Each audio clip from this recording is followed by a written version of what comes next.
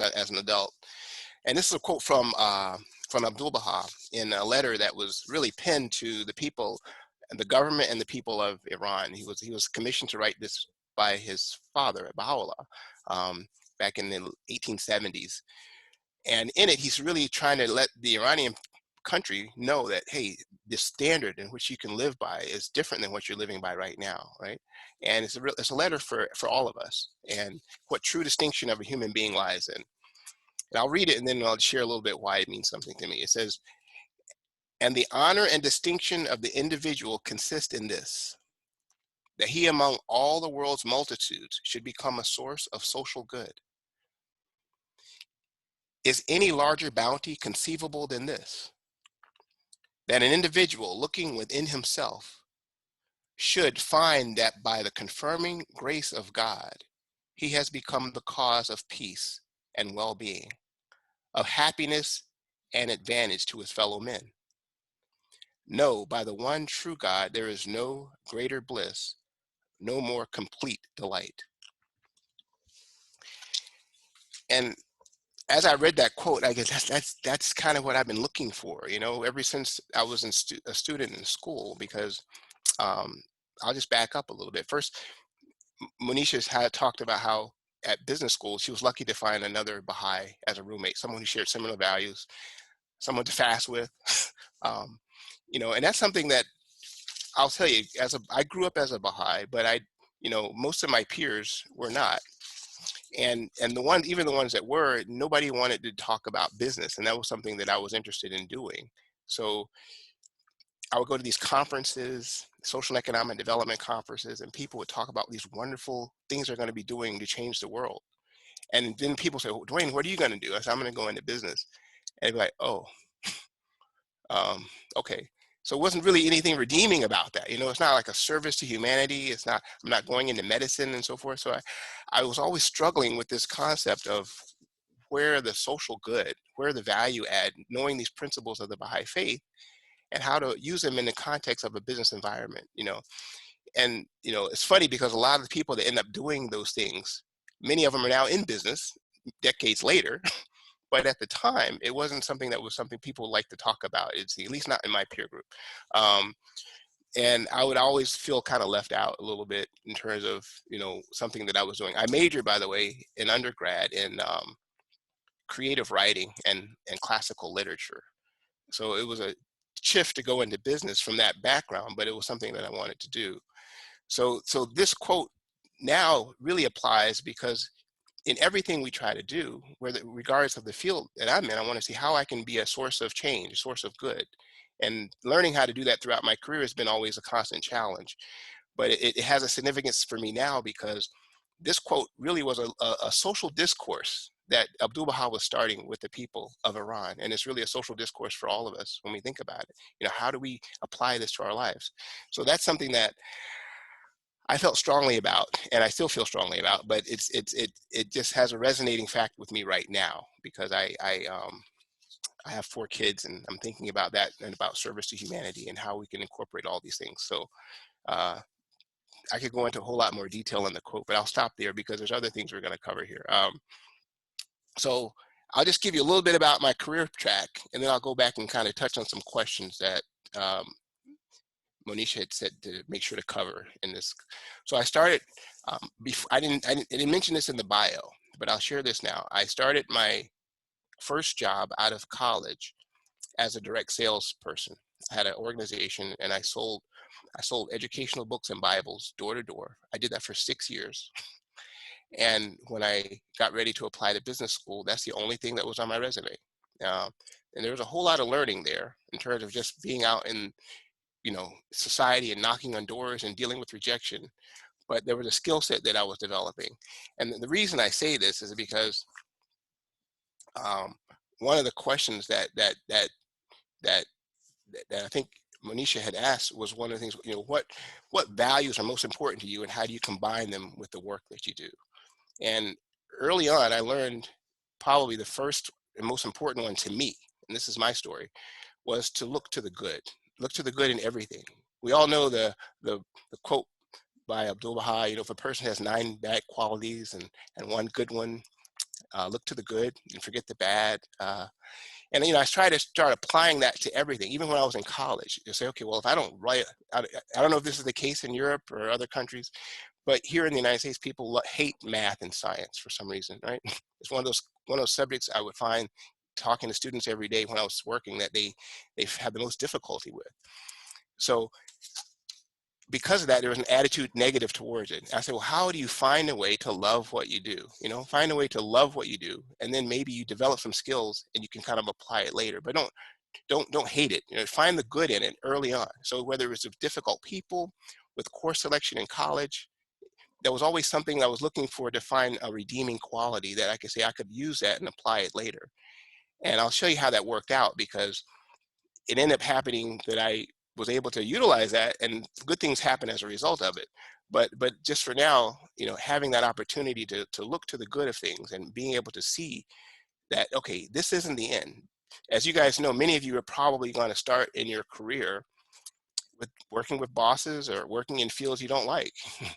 But if you can look to the good and find something about that, recognize that as an opportunity to grow, recognize that as an opportunity to learn something that is going to develop yourselves, that's something that I found really valuable, and I still find valuable today.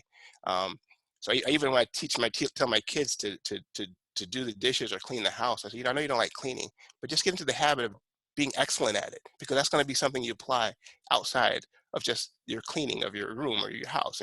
So it's a quality that I've kind of tried to apply in many places. Because I was coming in from a kind of a classical literature background at Wharton, they divided students up there in two categories when they first came in. One was called the quant jocks. That's the people who had a real technical mathematical background. And the other one they called the poets, like me, because I guess you're familiar with this, Manisha, but we didn't have those hardcore technical skills. So the poets were always looked at as, you guys don't know your math and science, but you're here for some reason. But we'll allow you to join us and share some of your poetry, maybe. So that was kind of the focus going in, and it was something that I had to really learn to deal with regard to, okay, how do I overcome that? Let me look to the good in that as well, because that's something that, recognize you don't have a skill set, you want to force yourself to learn something that you don't know, and that was a challenge, learning statistics and microeconomics and all these other factors. So my first job I ever got was at a company called Solomon Brothers. That was the first job ever other than going door to door selling books. So now I'm in a suit and I'm going to work. And because I had this Baha'i background, I was always trying to find value and meaning, going back to that quote, being a source of social good. And I got a job. Back then, Solomon Brothers was what we call an investment bank that was the biggest trading firm on Wall Street. They had the government bond desk. They basically created what we call mortgage-backed securities, which is how they sell mortgages on the secondary market. So while I was there, we had to rotate to different desks to decide where you're going to be. I got to rotate on the currency desk, on the government bond desk, on the high yield desk. These are all different securities that are traded in the fixed income sector or currency sector. But I would find myself asking people this question, and I realized it didn't resonate with them. Like, I'm sitting at the currency desk, and I asked the person, and the desks are all close together. I said, do you ever think we'll have a world currency that everybody would be able to utilize and interchange, exchange over many different countries? Do you ever think that's going to be possible? And I'm thinking I'm going to engage in really interesting discussion, and people look at me like, what's wrong with you? I hope not. I'll never have a job if that happens. That's kind of, and I asked the person on the government bond desk one day, I said, is this all you do every day? You just sit and look at a screen with these numbers on the screen? And he's like, yeah, what's wrong with that? I said, well, have you ever seen a bond? And there was just dead silence, right? Because I was trying to figure out, what's the value here? So then I asked, I'll never forget this. I said, do you think anybody would miss you if you didn't come to work tomorrow? So I'll just share this story. I didn't get the job. That was an internship. But the point is, I'm asking these questions that people don't usually ask, because the whole focus is about, money and making money. You know, you don't ask questions about society and social impact and so forth.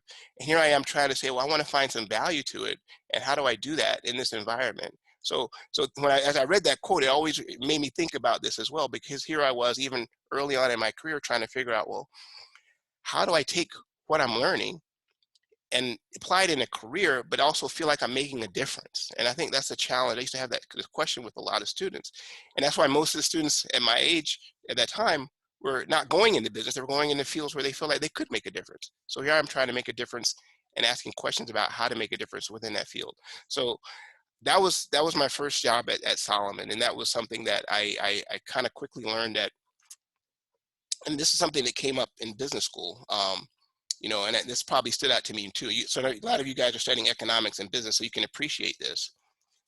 The first day of class, or maybe the first week of class, it was a class called microeconomics. That's where we study kind of pricing of products in a free enterprise environment. So there was this class where the session where the teacher was talking about elasticity, price elasticity of demand. I'll never forget this. I don't know if you guys are familiar with that term, but just if you are, raise your hand. So I don't want to go too. Okay, good. So price elasticity of demand. You guys know what that is. That's great. So I'm sitting in class, and the teacher says, the goal in the free market economy is to capture as much consumer surplus as possible. And if you could charge each person, if you have a product, if you could charge each person at their reservation price, that would be ideal. But that's illegal because you can't price discriminate.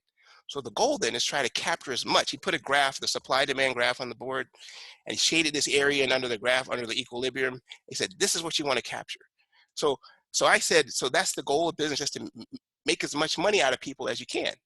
That's right. And for some reason, that didn't sit well either, because it just seemed like, you know, if I'm looking at it from a producer perspective, I'm trying to make sure I can get every person to pay as close to the reservation price as possible.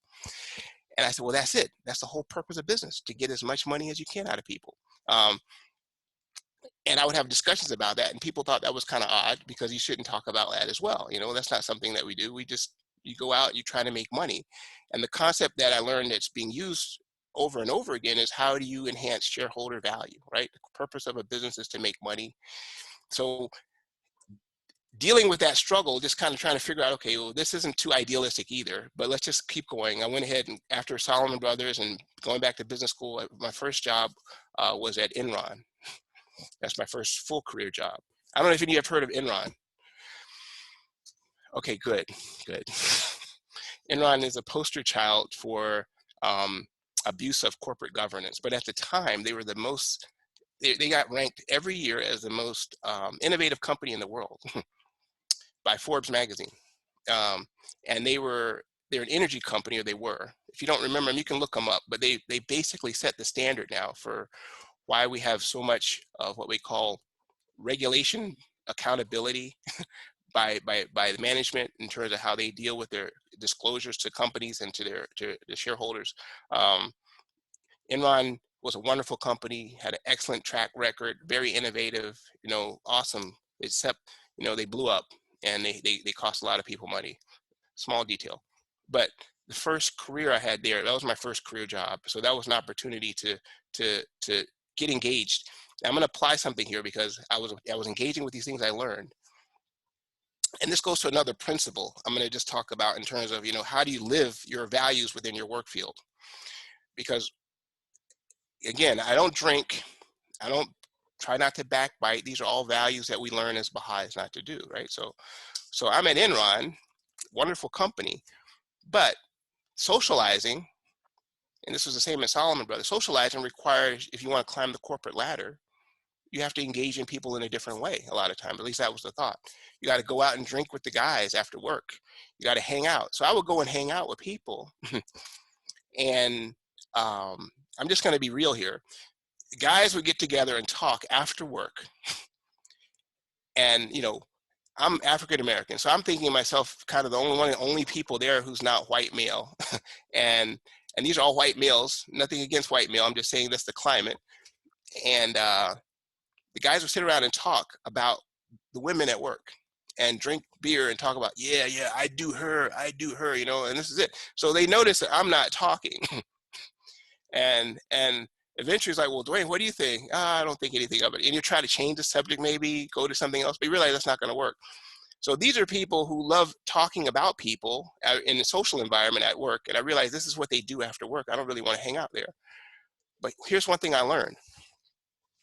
Every time somebody had a personal issue, something very challenging that they were dealing with, they would come to me, right?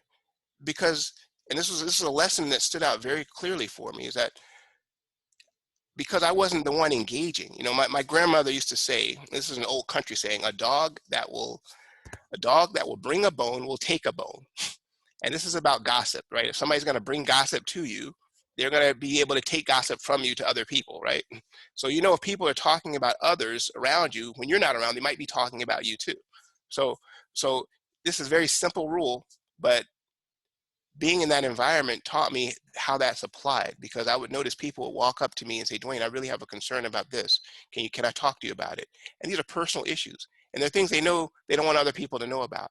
And they know they couldn't share it with their friends who like to gossip. So they would come to me for a consultation about personal issues, even though on the surface, I was the guy that didn't like to hang out and drink and talk about people. So I took that and didn't talk about it with anybody, but I took that as at least a confirmation that, you know, these values that we have as Baha'i stand out even when it doesn't look like it, right? Even when it looks like you're being left out.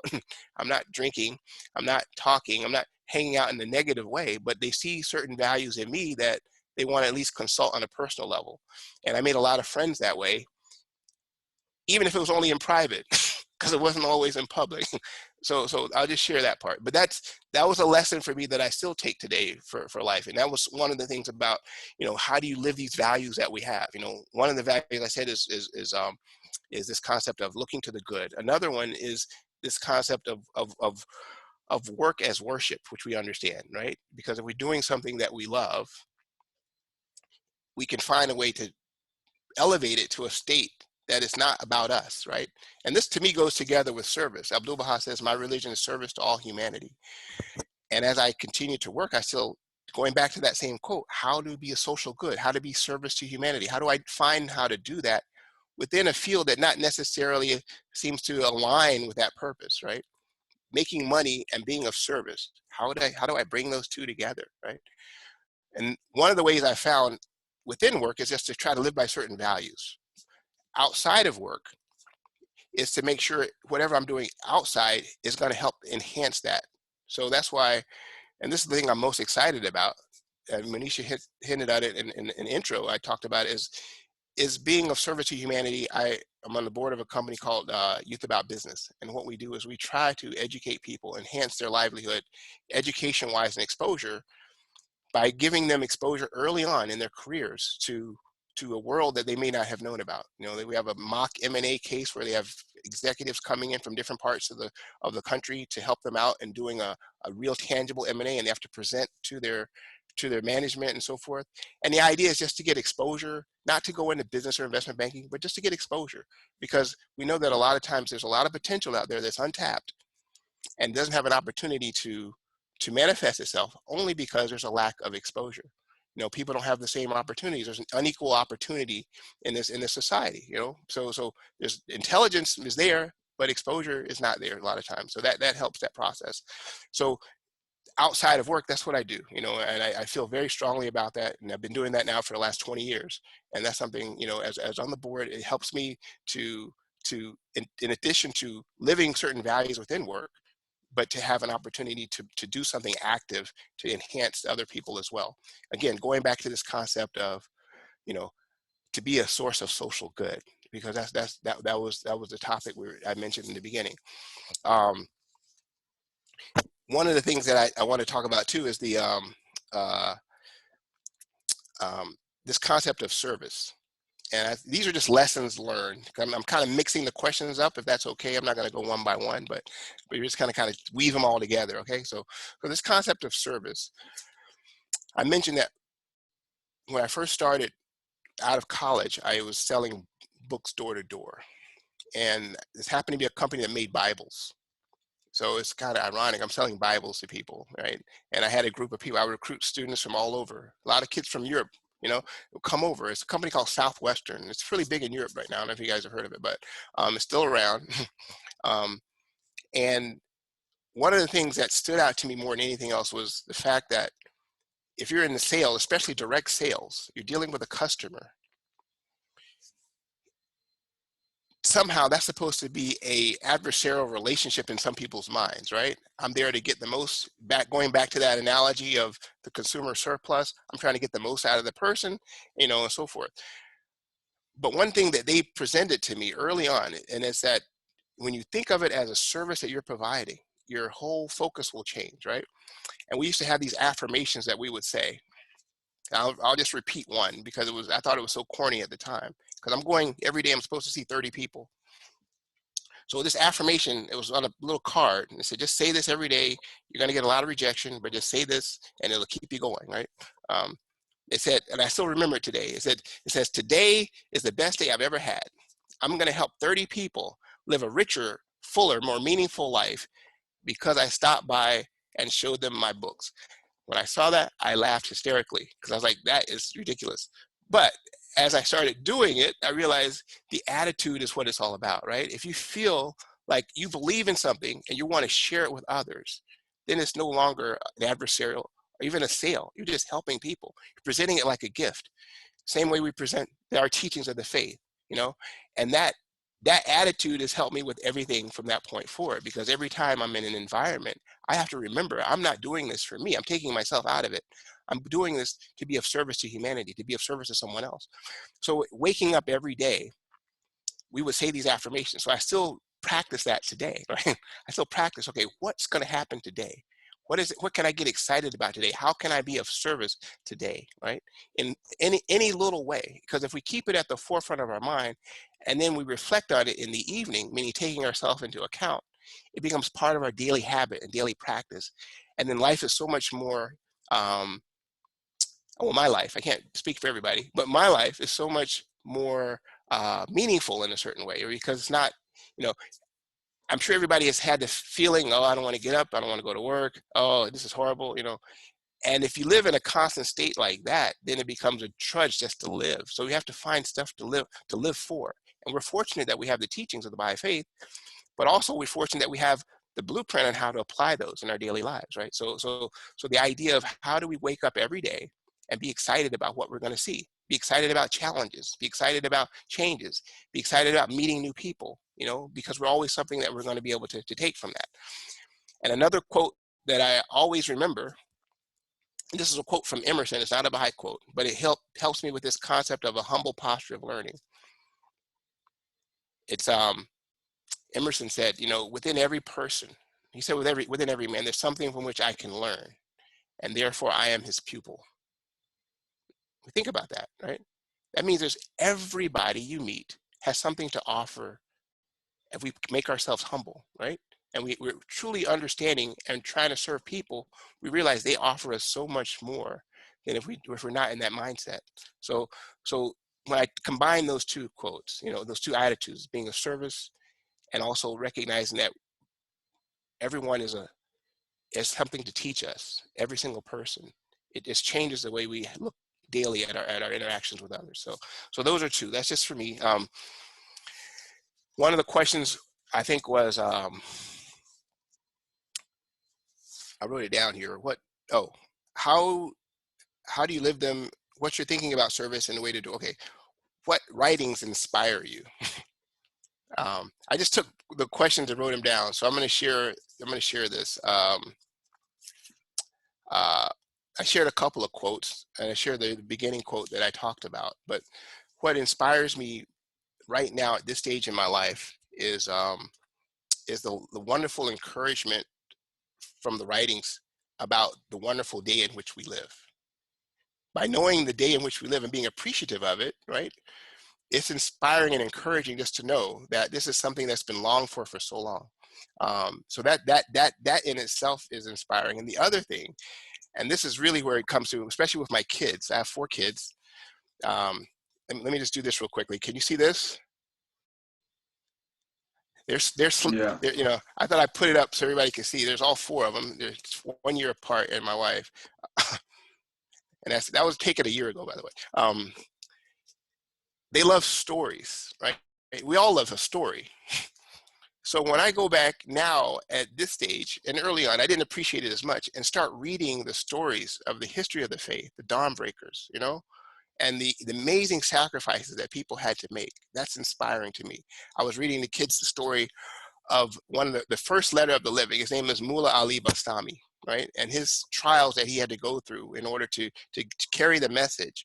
And I was telling the other story about how, you know, the early dawnbreakers had the opportunity to study under the Bab, but then they didn't go and talk to their friends directly. They went and talked to the highest people in religious capacities, right? I said, can you imagine, you know, you learn about something and then you go and talk to the pastors and the preachers and so forth. Imagine the level of knowledge you have to be able to have in order to do that, right? So we were just talking about their lives, their sacrifices, and, you know, and every time we have an opportunity to read, and right now, as you guys know, this year is an opportunity to delve deeper into the study of the life of Abdu'l-Bahá, because this is a 100-year anniversary of his passing, and his life is so full of examples for our daily life. So these are wonderful examples of encouragement and inspiration. And I've always been taught that statistics are wonderful because they give you information, but stories are there because they inspire, you know. And my family's from a Christian background, so, you know, even though I grew up as a Baha'i, and I used to play piano at the church, you know, and the pastor would get up and start telling different stories about the Bible, and he could take one story and talk about it for an hour. It's always amazed to me, but I always saw the value there of using those stories as examples in our lives, right? So anytime you can find a story to inspire you, latch onto it. It's gonna be in the recesses of your mind, and you can always pull it up later. You know, you're always there to draw on for inspiration, because that's really what they're for, to give examples for us. And Shoghi Effendi says that young adults especially, but everyone, should study the lives of the early believers, study the dawn breakers, because that's what they're there for. So those are some of the things that inspire me as well. And I think the last question I have here is, how has your thinking on ways of service shifted over your career? And, you know, I kind of touched on it in different ways already, but I'll just say that I don't know how I'm doing on time, Manisha. How are we doing here? Definitely. We could take more time. This is perfect. This is perfect. Oh, okay. I didn't want to go over. Yeah, no, no, it's perfect. Okay.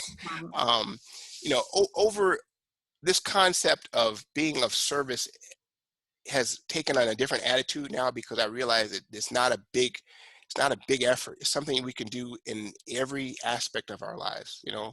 So service in my work, we know that if we have the right attitude in which we approach our work, that's service. You know, I teach my kids, it's service. If you clean your bathroom, but you fix your bed, that's service, right? You know, and thinking of it, and the biggest thing is to be able to take ourselves out of the picture. You know, because that's a wonderful thing that service teaches us, is that we're there to look for the welfare of others.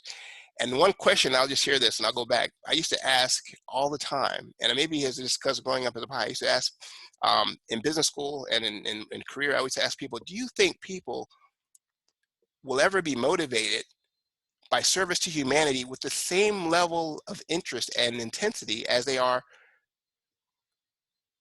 for serving themselves? You know, because capitalism teaches us that self-interest is service, right? You pursue your own interests, and the benefits will go to the rest, right? That's what it says. You know, if I go out and try to do the best I can, other people will, but I'll benefit as well. And we've seen the dysfunction of that and the disparity of that. But the question I would always ask is, can we have a career? Can we have a thought process that allows us to be of service to humanity with the same desire and intensity as if we were getting personally rewarded for it? Because the whole idea of being able to gain materially from our efforts is the foundation of our incentives right now. What if those incentives were different? What if we had the same desire as we did for personal wealth for service to humanity, right? Is that something that could ever happen? You know, and as Baha'is, we have to believe it can, because we know it requires a change of consciousness, a change of thought process, and a different way of looking at our collective versus our individual. So collectively, we should all be striving to help each other, and hopefully we all benefit as well. But that's that's further out. You know, there's a philosophical question, but we know that that's a mindset in which we can approach things. So this concept of service has changed with me over time because it's allowed me to just look at it in microscopic ways as well as larger ways. And it's something I have to keep in mind every day of my life and try to uphold the principles that we have in our faith. Um, I'll just stop there. I don't know if I've been talking for a while. I just hope you guys are okay with that. um, I'll open it up for questions maybe. Is that what we do? Yeah, so we have time for about maybe 1 or 2 questions. So guys, put your questions in the chat and I will still pass the questions along to Dwayne afterwards. Okay, so we have 1 question, so we're going to go with this question, but feel free to keep adding on. Kian, go ahead. I just wanted to ask, because you were talking about how with your co-workers, they would usually go out on after work and you would be the one that would stand out from the group. I was just going to ask, how would you encourage young adults like me to stand out and show their values in the workspace? And do you have any important steps to be more confident in those values? Yeah, definitely. I'll say this, and this is interesting. Being true to our values, I think that's what you guys were talking about earlier, right? Before I got here, means we stand up for them in a very assertive way, not necessarily. I'll just share an example, and this is just in college. As a Baha'i, I didn't have many. There's none in business school, but in undergrad, I had a few. And people say, "Hey, you want to go out and party? You want to go out and do this?" And invariably, my friends were, "No, I can't do that." Why? Because I don't drink. Why don't you drink? Because I'm a Baha'i. Why don't you do this? Oh, I can't do that either, right? And I used to say to them, I'll be like, "Well, listen, man, the way you're talking, nobody's going to join you in not drinking. You make it sound like you're suffering, right?" I can't do that. I can't do that. So the attitude in which we take it is so important. So if you say I don't drink, right, you have to have. I think today it's a little bit easier, or you want to stand out in certain ways. I think people respect those values more now than they did maybe 20, 30 years ago. But either way, I think the attitude in which you do it is going to affect how people respond, right? If you be like, well, I can't do it because that's my religion. Well, I don't have nothing to do with that religion. That's kind of the attitude we kind of put out there if we don't stand up for what we believe in with an assertiveness about it. So I would say do that first. And then, like I said before, if you're true to the values fully, people will come to you for other things because they'll recognize, we're supposed to be identified by our actions. So I'll just leave it at that without going to any further. But the idea is that let your actions speak and make sure you're not sorry for what you believe in. Thank you so much. Yeah. Thank you. We have more questions, but I'm going to take 2 more questions in particular. So Dwayne, with a short answer, because I think everyone's going to have these questions in the back of their mind. Okay. And so one of them is from Samuel. Samuel, can you ask your question, and then Melania? Yeah, so well, I've watched different movies already, especially about finance and banking, and I don't know, but I just have a really negative imagination of it. That's like you cannot have conscience, like if you really want to make a career and you need to make a 1-nighter or 2-nighter if you want to climb up the like corporate ladder and stuff like this. So this is what I think of when I think of banking, and I would be interested, can you really make a career in finance or especially investment banking without compromising your conscience? Because it was also mentioned that you were at JP Morgan, so I'd also be interested in that. Yeah, I'll try to make this fast. That's a good question. I meant to share this story anyway, but I'll make it quick. When I started at JP Morgan, I got the job because I was working at Enron, and Enron was going bankrupt, and they were trying to figure out how to help Enron out of their bankruptcy. So, oh, you worked at Enron, help us out. But when I interviewed, I'm thinking of values again. I'm thinking, okay, well, then you go through this round of like maybe 9 or 10 interviews, and they say, well, the last person you need to see is Jimmy. And Jimmy's going to make the decision. So I go and see Jimmy, and Jimmy's like, so tell me why you want this job. And I started talking about, well, I think my skill set will be applicable, I think it would be of value to your company. No, tell me really why you want this job. And And after like 3 or 4 iterations, there's nothing else I can say, right? So I said, money. And he has that book in his hand. He slammed it down on the table. And excuse my language, he goes, "You're damn right. And don't you ever forget it," right? And then after that, he goes, "You got the job." Now, again, that doesn't mean you have to compromise your values, but it does mean the focus is something different than what anybody would try to make you think it's not, so you can't come in pretending that you're there for anything else other than to help a company make money, because that's really what it's about. Now, how do you do that and not sacrifice your values?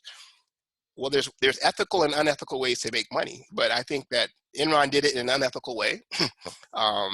If you're working in an environment where you see stuff that's unethical, I say get out. Try to find a way out. If you're in an environment where you can still develop a skill set, recognize you'll be able to use that later, then try to work as hard as you can and be excellent at what you do, because that's really the focus and the why of what we do things, right? You want to understand the why. You don't sacrifice your values. Just try to shine as much as you can by learning as much and being as productive as possible. And then if you don't like the environment because of the culture, you've developed yourself enough to where you can go someplace else. So I can't change the environment because it's all about money. And that's the way it is right now. But you can look at yourself and say, okay, what can I gain from this?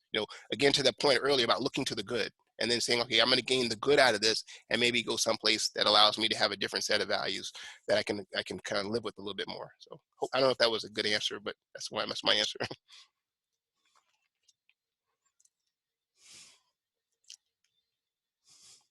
Thank you. Melania?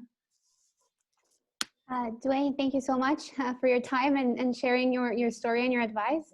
My question was, you have 4 kids and they're all quite next to each other in age, and I recognize that this may be a little bit of a personal question, but I was just wondering how you and your wife go about just sharing the time and the responsibility in order to give space for each of your own career, yours and your wife. I don't know if your wife pursues her career, but it's something that, also as young people, it's something coming up, marriage and family life. And I was wondering if you made like a future plan, if you had planning involved, or how did that work out?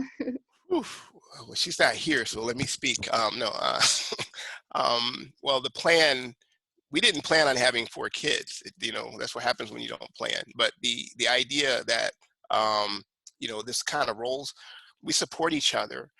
And my wife is an excellent taskmaster. Her organization skills are like par none. So I rely on her a lot more in those areas. So we have a good kind of a balance. We never defined our roles in that way, but I know that if you're going to have to balance that family time and career time, you have to make an effort. It's always work.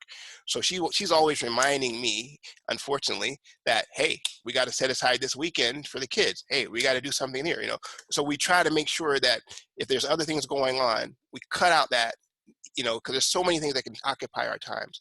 But you only have a certain amount of years with the kids in these ages, right? And that eventually they're going to be grown, and you can't get those years back. So we really strive in a consultative way. We consult about it, but how do we set aside time every week for the family? And then this is important, is setting aside time for each other, right? We call it date night, and with 4 kids, it's not easy because nobody's trying to babysit 4 kids, right? So we have to bring in 2 people, or whatever. Oh, you will? Okay. I'll have to give you a call later, definitely, and fly you over. But it is a challenge and it's work, but it has to be deliberate, and I guess that's the key for us. And I'm not saying it works perfectly, because there's challenges all the time. And, we have enlightened consultation, I'll call it, about that at times. But the idea is that we're on the same page about the importance of it.